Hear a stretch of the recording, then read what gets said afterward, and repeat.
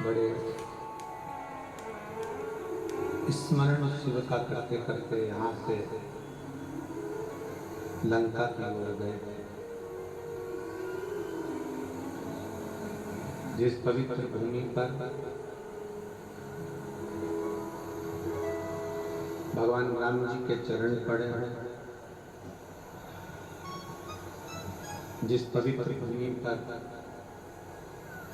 माँ जानकी जी के चरण पड़े हों, जिस पवित्र भूमि पर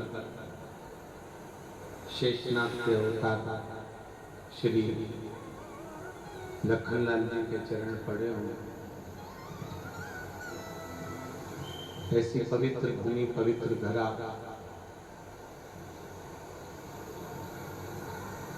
कांटाकोटी की इस भूमि पर और दोनों के आशीर्वाद से ये कथा आज यहाँ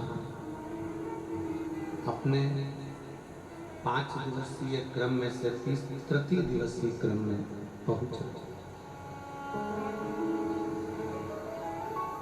बड़ा आस विश्वास भगवान शंकर के प्रति आप लोग लेकर आए।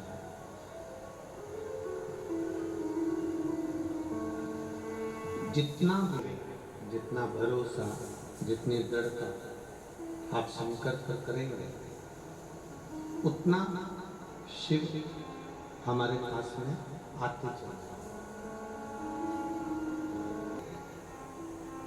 आप अन्न का दान करते हो तो अन्न प्राप्त होता है,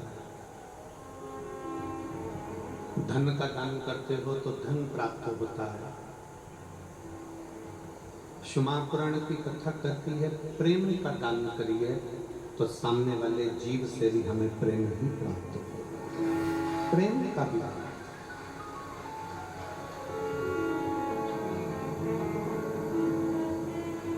इस संसार सागर में 3 चीजें अगर आपकी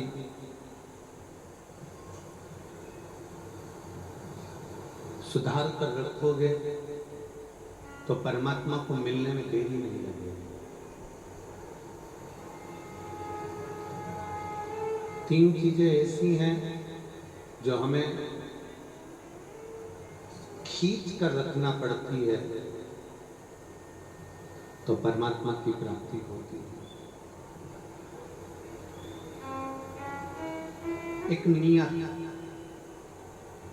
दूसरी नीति और तीसरी नजर। जम के बोलो कौन कौन सी चीज है? पहले नंबर पर है नियत, दूसरे नंबर पर है नीति और तीसरे नंबर पर है नजर। व्यक्ति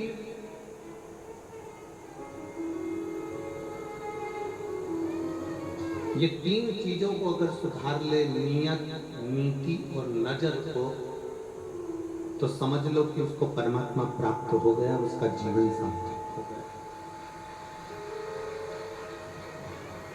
नियत अच्छी है, नीति अच्छी है, नजर अच्छी है, तो किसी की हिम्मत नहीं है कि आपका कुछ बिगाड़े।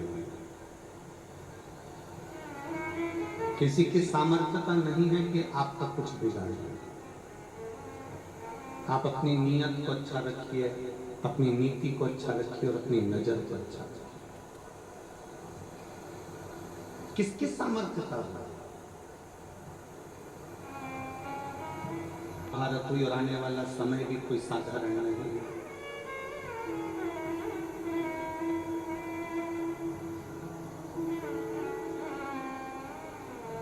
अपनी बेटी की रक्षा,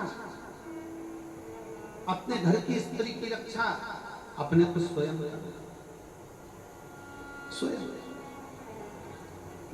कोई दूसरा नहीं करेगा।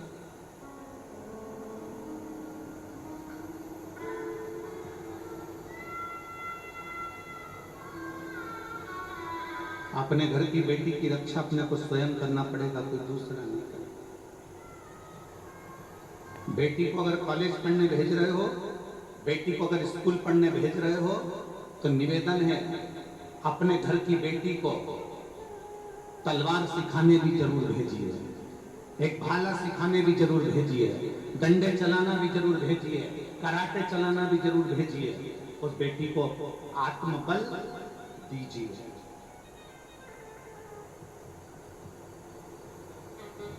नियत, नीति और नजर, ये बर्बादी की ओर ले जा रही है।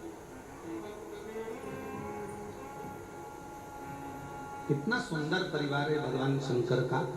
शिवजी की बेटी अशोक सुंदरी,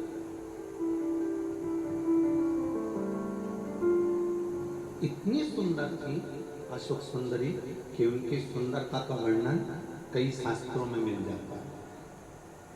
अशोक सुंदरी बहुत सुंदर है, बहुत सुंदर।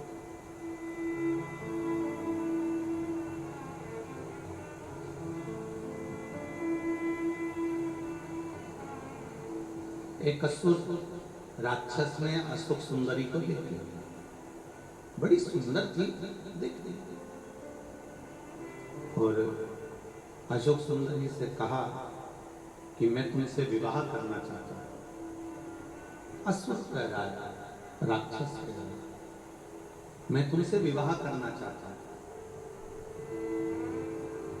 अशोक सुंदरी ने हाथ जोड़कर उस असुर से कहा कि देखो, मैं अपने माता पिता के बिना किसी अन्य वर को, अन्य पुरुष को, अन्य व्यक्ति को मैं देख नहीं सकता।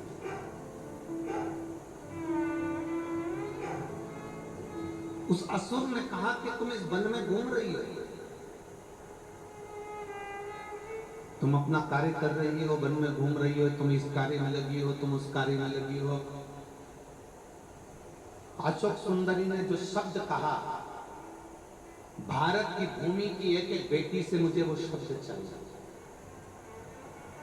अशोक सुंदरी ने अपना शब्द कहा, सुन असुर, भारत में जन्म लेने वाली एक एक बेटी पढ़ेगी, भारत में जन्म लेने वाली एक एक बेटी आगे बढ़ेगी, भारत में जन्म लेने वाली एक एक बेटी नौकरी भी करेगी, पर भारत में जन्म लेने वाली बेटी आज संकल्प करती है कि शादी अपने माँ बाप की इच्छा से करेगी। किसी दूसरे धर्म में प्रवेश कर या दूसरे धर्म के लोभ में या दूसरे धर्म के दिखावे में मैं नहीं जा सकती।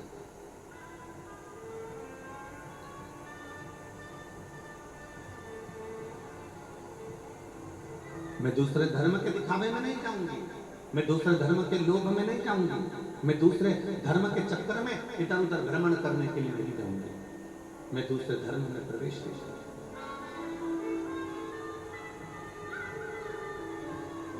अशोक सुंदरी जैसी प्रबलता चाहिए, शंकर भगवान के बेटी जैसी प्रबलता चाहिए।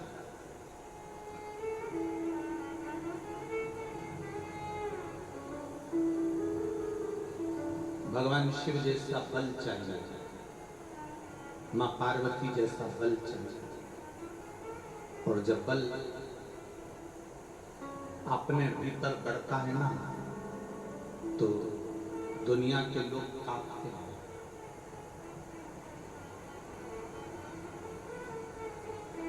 नियत सही रखिए, नीति सही रखिए और नजर सही रखिए।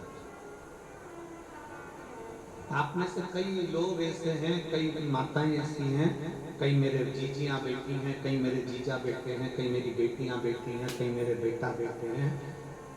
मैं अपनी बेटियों को, अपने बेटाओं को, मेरी जीजियों को, मेरे जीजाओं को, मेरी माताओं को धन्यवाद देता हूं कि आप लाखों की संख्या में आए हो। पंडालों में जगह नहीं है, धूप में बैठे हुए हो, छाता लगा लगा कर बैठे हो, पेड़ के नीचे बैठे हो, बचने का प्रयास करिए। दुश्मनी जीवन में ना हो, सम्मुखता में ना हो। तुम्हारी देवरानी से, तुम्हारी जेठानी से, तुम्हारे रिश्तेदार से, तुम्हारे नातेदार से, तुम्हारे कुटुंबियों से, तुम्हारे परिवार से, तुम्हारे नगर में, तुम्हारे क्षेत्र में, सब जगह पर तुम्हारा प्रेम जागृत होना चाहिए। प्रेम जागृत होना चाहिए। जब हम इस गांव में कथा करने के लिए आ रहे थे, तो आते आते हमको वहाँ सीहोर में सूचना मिली कि कथा जो लिए हैं, तो कहा कि गांव के लोग, नगर के लोग सहयोग नहीं कर रहे हैं। तो हमने समीर जी से कहा कि दुनिया में ऐसा कोई गांव नहीं और दुनिया में ऐसा कोई नगर नहीं कि वो धर्म के कार्य में कभी सहयोग ना करता। धर्म के कार्य में सहयोग ना करता हो, दुनिया में ऐसा कोई गांव नहीं है और ऐसा कोई नगर नहीं है। बस हमारा इतना सा कहना है कि उस व्यक्ति से कहो कि अपने दिल में मनी को ना घुसे। मनी अगर दिल में है तो तेरी जिंदगी बर्बाद कर देगी। अगर मनी तुझे भगवान ने दी है तो उसको सत्कर्म में, सत्कर्म की पूंजी को लगाने का प्रयास करे तो जिंदगी को आनंदमय कर।